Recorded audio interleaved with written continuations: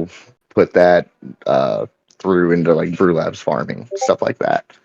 But essentially, as I guess what I'm getting at is, as long as everybody's like clear and transparent about it, the only real issue that I saw from the video on the actual liquidity portion itself was what was going on with like the Bitmart transactions. Because yeah, that's a little shady. I mean, essentially, if it is the case that that is how that was going on, then that means Safe Moon team said, "Hey guys, we're doing this Bitmart listing," and a lot of guys in the community at the time that are like me, um, who were who just knew what all that meant. Really, like as soon as they say it, we weren't necessarily like hyped about it. Like I'm not hyped now anytime any DeFi project says they're going on a central exchange, like Reflex, since they're on Bitmart. Cool. Awesome. You're on Bitmart. That volume literally never translates to me and you.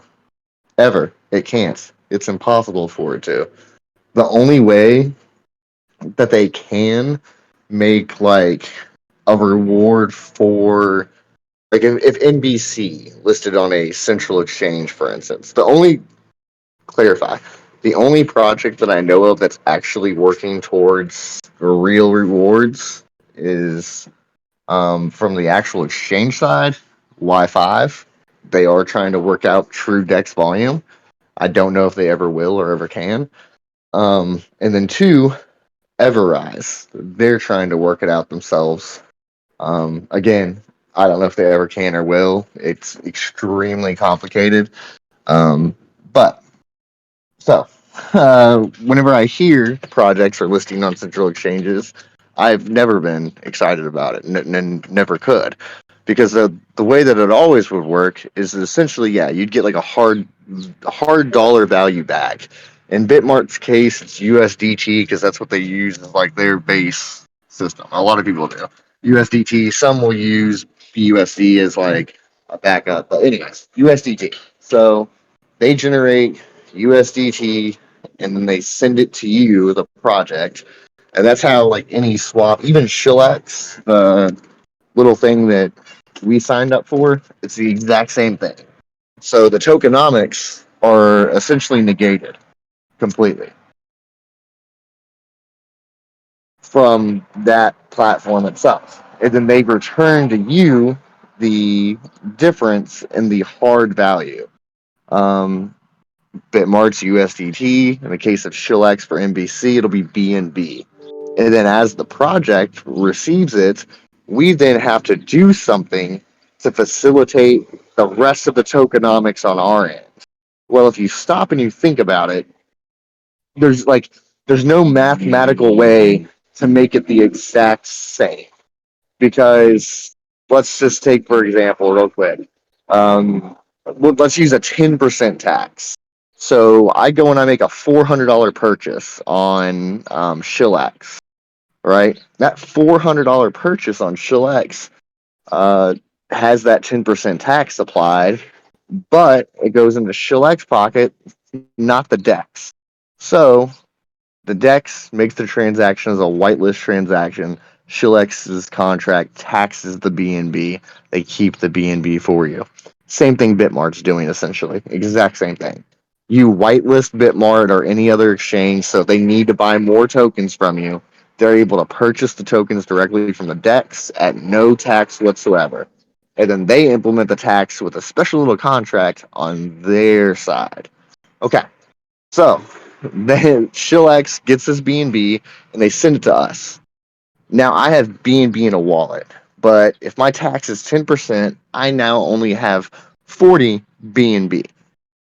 Technically, it's the exact same thing as what you saw earlier with the actual 400, because now that was taxed 10%, 40 gets divided up all the same different ways as before, and now I have $40 and I can divide it up all the same ways as I did before, right? Incorrect. Your volume against the router is not going to be the same. So whenever I want to swap out those BUSD rewards, for instance, I'm going to have to manually take off that percentage, deduct it from, take off that amount, deduct it from my total, send that over manually for BUSD, and then send that BUSD directly to the distributor contract in my uh, main contract in order for it to just like build into the rest of the BUSD supply and send it out to everybody. You're going to get hit with two extra like transaction taxes during this whole event that you never would have been hit with before.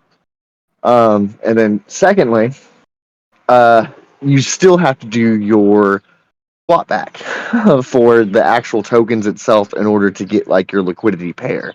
So I'll then have to shave off a percentage, buy some MBC, pair it with some BNB, and then put that BNB MBC pair directly into the pool. Again, just extra transactions along the way. So you're getting extra taxed one way or the other. So most projects just end up kind of scraping those tokenomic effects in that moment, and then they end up doing something else with it. Again, we're not even like in a bad place yet. That's okay, technically, in my book, as long as you're transparent about it and you say, "Hey, this is what we're gonna do." The same way with ShillX, I think what we immediately said is what we'll do just to make things simple. If anybody does buy off that, as long as the volume's staying low, we'll just use that as like manual buybacks and burns. So anything that's produced in that BNB wallet, we'll just go back to a direct buyback and burn. So it's essentially going into the liquidity pool and then burning the token supply down. So the pricing's not moving. You're just stabilizing the price a little bit more. The price itself's moving, but the market cap's not moving. You're just increasing the price floor, stabilizing the price overall. That would be what we would do as long as the volume stays low. If for some reason ShillX just takes off and the volume goes crazy through ShillX, then we'll reassess that and we'll start to break down actual tokenomics to send rewards out to everybody. That way everybody's actually getting BUSD off of that volume. But again, we'll address that when and if that time comes. I hope it does, but I don't necessarily see that happening. Again, so my point is, from just like a project standpoint, if SafeMoon the entire time would have been like, hey, this is what we're doing, this money that's generated from Bitmart, since we don't have any way of paying for a development team and paying for all these crazy things that we're saying we're going to do, we're going to use this money to pay for that stuff. Because, of course, SafeMoon was going to be an easy target all along. They have no way of paying for anything other than like venture capital. And even then, you got to think like when venture capital steps around, they want to know how you're generating money. What's that coming from? Anyway, sorry, guys. My announcement from this takeaway really is, though, that I think I'm going to redo the white paper for NBC. The first one I put out, even though it took a little bit longer than I wanted to put out, was still a little rushed and overall doesn't encapsulate the actual like true message and mission behind NBC. It does. It says everything that I'm trying to do, but I think I just need to hone in on exactly what I'm doing step by step to just deliver a better just general mission statement, and then try to publicize that a good bit between our communities. Just kind of like revamp the general mission statement, put it out there, try to get it around circulating on like Twitter and stuff. Because I do still run into the problem of talking to people and then them figuring out that I'm actually attached to MetaBUSDCoin and not necessarily knowing exactly what MetaBUSDCoin does, or like even more importantly, they'll know that like we're a VR project, but they don't know necessarily what that means like as an investor. Where do I as an investor make money from your project? How are you going to deliver revenue streams and grow the project over time? Stuff like that. So I'm going to spend the next couple days off and on, trying to hone in on focus on that. I'll make like a good like long bullet points list thing, hand that over to Luca, let him do some publishing work on it, and kind of pass that around the team and try to get something a little bit more direct message polished out to start to share with people. Just as a good step. I watched that video and then um, I watched a video by Adam Bergman. He did like his announcement that he was no longer going to be covering SafeMoon anymore. Um, which I don't know. At the end of the day, I still think obviously for good reasons or not good reasons or what for whatever the reason may be. I think SafeMoon's going to try still to produce these things they've said that they were going to produce and that they're going to deliver on products.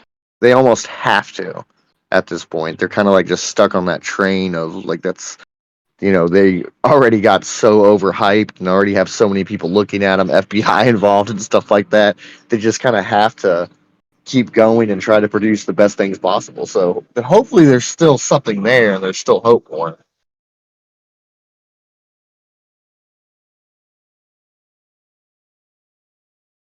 Sorry, guys.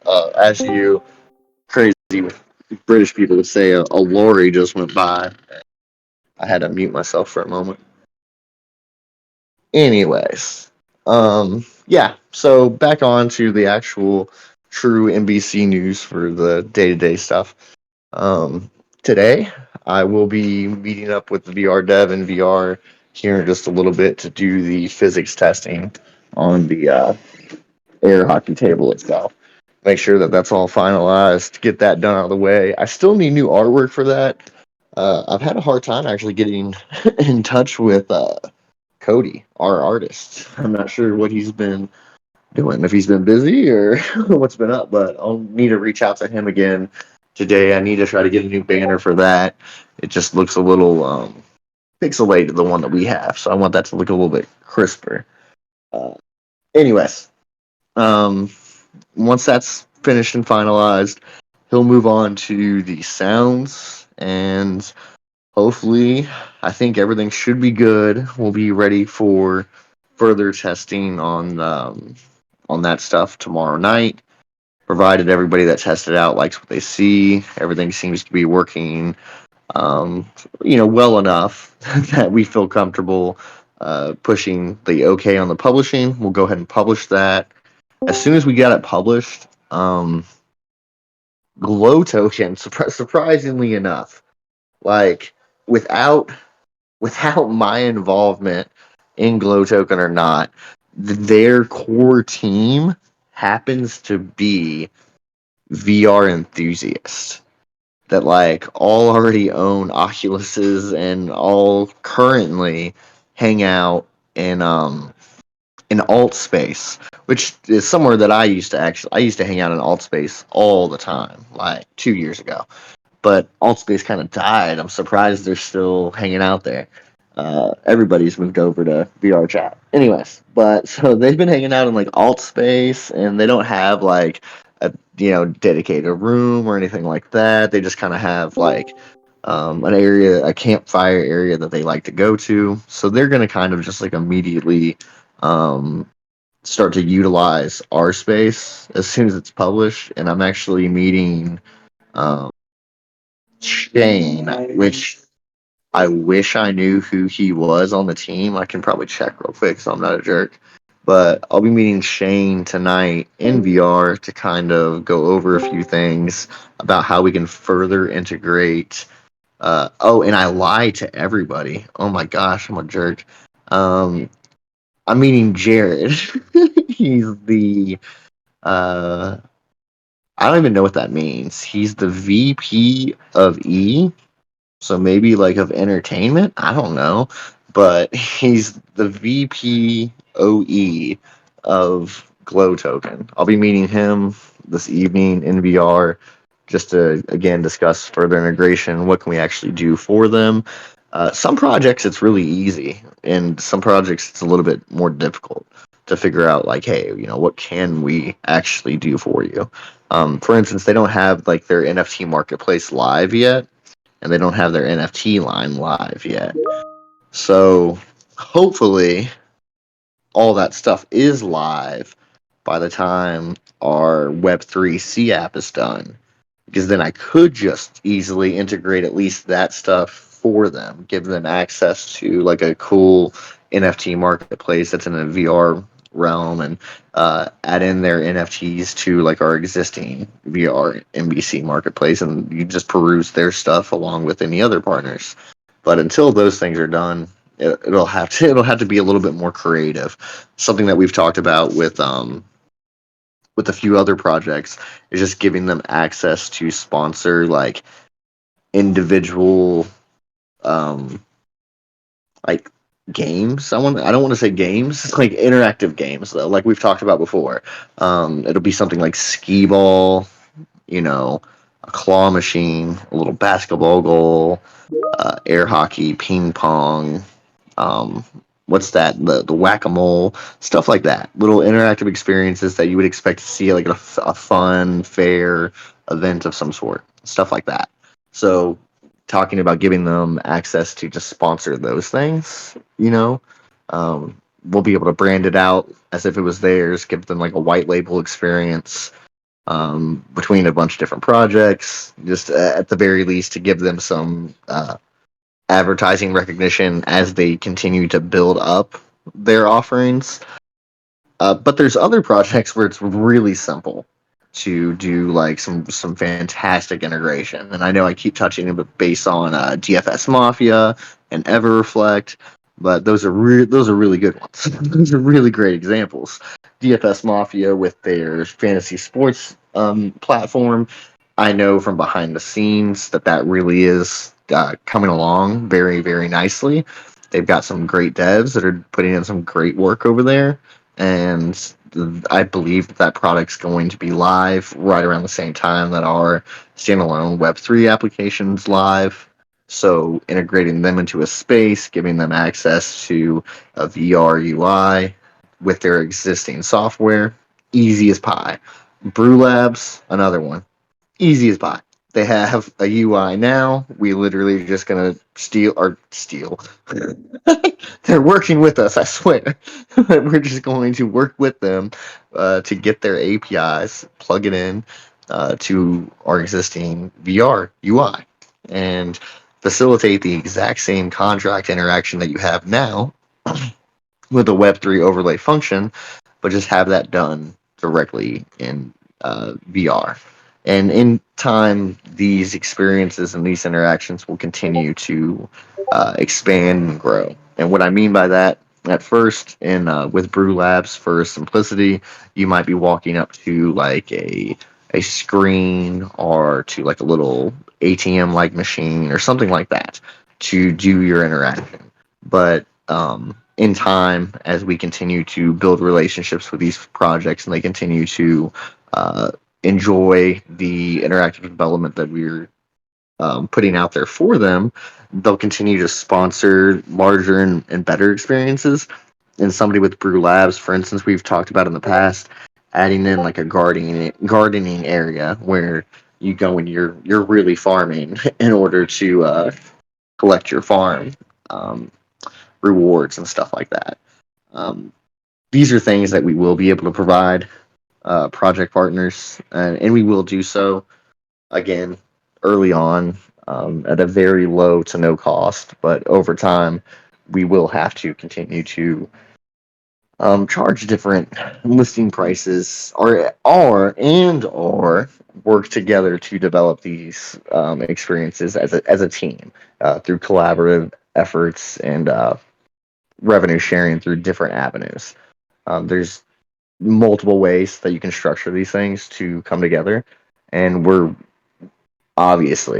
willing to work with anybody who's willing to work with us to structure it to where it's beneficial for all parties involved. Um, Especially if their goals are the same as ours. We're looking to reward holders and deliver a great experience in the process. the whole goal and mission here at NBC this entire time has been to create a new, innovative way of interacting with DeFi.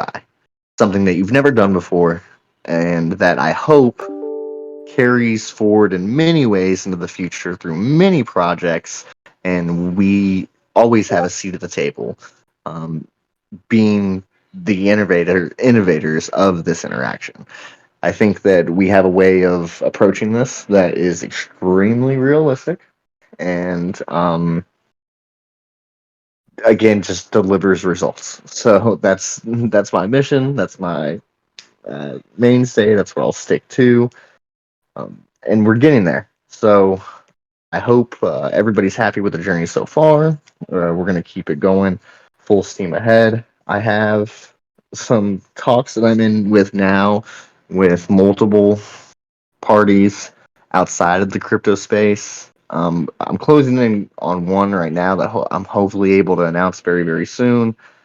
This will start to get our name out, our crypto name out in recognition with like existing VR communities. So trying to transition some of like my roundtable talks and some of my general DeFi talks, and maybe start to invite, like a VR uh, channel over, maybe even like a VR influencer over into a separate space.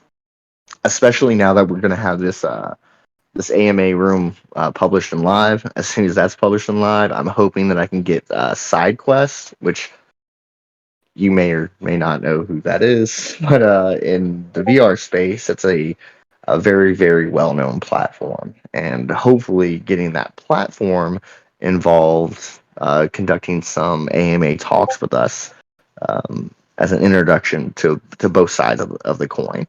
Getting the crypto community in talks with those guys, show the innovations that they've put on in their space and the way that they've changed the landscape. Because they really have. If you're involved with VR at all, SideQuest has done some really amazing things. Yeah, getting them involved with the crypto space, and then just kind of seeing what other collaborative efforts we can work on. Um, More parties as well. I don't want to get into the nitty gritty until I get some like confirmations. There's some influencers that are involved in VR pretty heavy that I really, really, really want to work with. I've watched their content for a long time. They're a lot larger than a lot of the crypto influencers that we work with, just because I think their general entertainment factor is higher. And I'm not going to lie to anybody here who's listening. Since we are a crypto project, that in itself is kind of not to all, but to some, kind of like a hey, approach with caution type of deal. So there's that like curve that I'm having to battle with dealing with like the outside crypto world. Is like, right, wait, so what do you guys do? And why would I want to work with you? Stuff like that. So and of course, like they don't know me at all. They don't even know BSC to begin with. So that's just one of those humorous things that I'm dealing with now. But I'm making some headway on of a couple of different channels and companies. We're able to show them now at this point, not just the stuff that you guys have seen, but I do have some other stuff that we've been working on that I haven't shown anybody yet. That's directly related to like our VR wallet and app.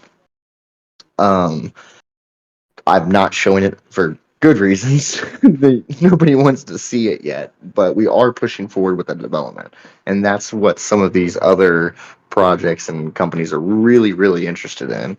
Is what we're doing in that space. What you guys, what everybody's seen so far, is really cool, and I'm proud of it, and I hope everybody else is proud of it. All the models that we've made, these are our models. These are assets that we've created, and so on and so forth. But that being said, it's not like the innovative step necessarily. It's everything that we've shown you so far somebody else has done before us. Some of the stuff they're working on now, though, is stuff that I have not seen implemented the way that we are doing it. So it'll get a little bit more exciting here soon. That's what other people are interested in, outside of our space. And I'm hoping that, again, we'll be first to market with some of these items, and that'll be another claim to fame for us, hopefully. Does anybody have any questions for me?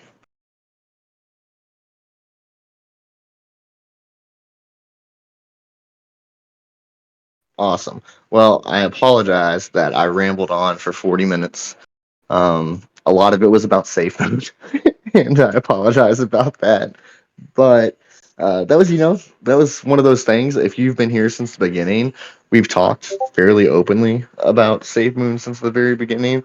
And I know that we have a couple really avid Safe Moon supporters in our community. And I don't want them to not support Safe Moon. If you believe in Safe Moon for what they've promised and you think that they have the means of doing it, I do believe that they are working on delivering on these things. Whether or not their track record has proven that they're extremely capable of doing so, I'll leave that for you to decide. But that being said, I don't think, like, I've said this many times before, and I'll say it again. They have a lot of money. That was just proven to us. They've made a lot of money out of this, and they have a lot of money. And I'm sure, like, actual capitalization is involved with SafeMoon. So, all that being said, they have the means of accomplishing a lot of the goals that they've put out there. And if they do accomplish a lot of those goals, then they should have quite a few revenue drivers. As long as they can get through this moment of FUD with, like, a solid portion of their community still intact, I think your money is, I don't want to say safe because it's not, obviously not, but it's not going, it's not going to go into, like, super negative territory anytime quick. SafeMoon still has its zealots, and again, I think they still have the means of accomplishing many of the stuff that they've put out there is what they've wanted to accomplish. So, provided they can do, half that stuff, then yeah, they'll probably be just fine. They have a very large swap. They've already collected tons of partners and tons of revenue on that swap. I don't think that swaps. There's plenty of projects, even with all this FUD, that still want to list on that swap, and they're still going to. So, I'm sure they'll be just fine. Anyways, thank you all for joining me this afternoon.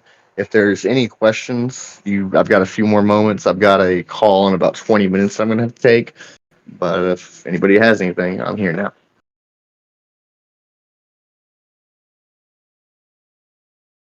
Awesome. All right. Well, thank you guys. I appreciate you listening to me this afternoon. And we will have another discussion probably Thursday. Wednesday night, I've got the round table, which everybody should be excited for. Sorry, I haven't put any promotional materials out for it yet. Those are getting made this morning. I just had a very busy weekend. I thought I had gotten the stuff over to the guy, but apparently I had not. So I sent it over to him yesterday morning. He didn't see it till this morning. I'll get them this afternoon. The projects that are going to be on this week, I'm really excited about. Hibiki Finance, CoinMerge, Boda V2 token, MBC, Everflect, and BBFT. But the key takeaway from this is Hibiki Finance is going to be on, and I can't be more excited. In general, it's going to be a really, really cool conversation, and a conversation that probably none of you have ever heard before, or at least talked about some of the stuff the way that we're going to be talking about it. Again, without saying too much, they're definitely, like, the leaders in the merger acquisition space of token projects that I know of. So, again, excited to talk to these guys. It'll be a great conversation. Of course, it'll be recorded, but if you've got some popcorn and some soda pop and you want to have a good time, then tune in 9 p.m. EST tomorrow evening. Generation Crypto and Crypto Atlas are going to be our guest speakers, or sorry, our guest influencers, and all the projects I listed before. Thank you all very, very much, and I'll be back.